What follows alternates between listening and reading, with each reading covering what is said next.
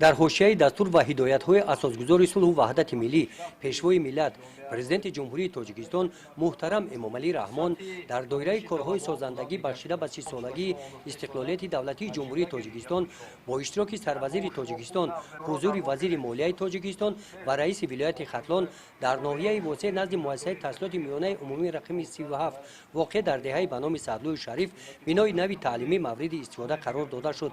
дар чорабинии расмӣ бахшида ба ифтитоҳи иншооти нав сарвазири мамлакат аз номи пешвои миллат президенти ҷумҳурии тоҷикистон муҳтарам эмомалӣ раҳмон ба соҳибкори ватанӣ шералӣ шайхов барои чунин иқдоми ватандӯстона изҳори миннатдорӣ баён карданд.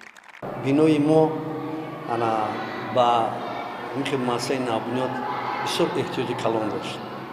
ба мо беҳтар мушкилоти ҷои нишаст, аввало ҷои нишаст бисёртар бигем ки мо муҳтоҷ будем ки ислоҳ шуд.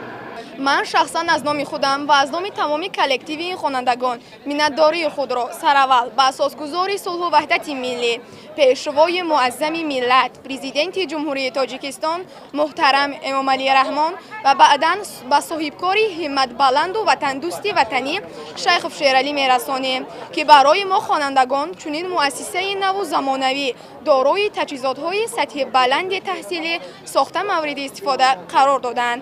ҷавобан ба қадри ғамхориҳои падаронаи пешвои миллат расида ваъда медиҳем ки бо баҳои хубу аъло хонем ва дар оянда парчамбардори миллати хеш бошем. шукргузор аз он ҳастем ки чунки дар ин гуна дабистони барҳаво таҳсил мекунем. боз изҳори миннатдории худро ба соҳибкори деҳа шайх шералӣ мерасонем ки ғамхори мо фарзандон ҳастанд.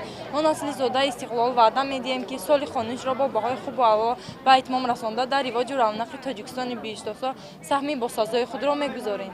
бинои навбунёди таълимӣ дуошона буда аз 11 симхона ва 2 утоқи корӣ иборат мебошад. симхонаҳо кушоду равшан ва бо таҷҳизотҳои таълимӣ муҷаҳҳаз гардонида шуданд. дар чунин шароити мусоид дар Дубас бинои нав 528 нафар хонандагонро ба таҳсил фаро мегирад. бино бо системаи ягонаи гармидиҳӣ таъмин карда шудааст. ёдовар бояд гардид ки пеш аз сохтмони бинои мактаб бо иқдоми оилаи шайхово дар сайни ҳавлии мактаб ҷиҳати тарғиби тарзи ҳаёти солим ҷалби наврасони ҷавонон ба варзиш варзишгоҳи замонавӣ майдони футболи хурд сохта шуда буд. гузориши хоҷа назриев, худоиназар зуҳуров аз ноҳияи восеъ барои барномаи иттилооти Навид.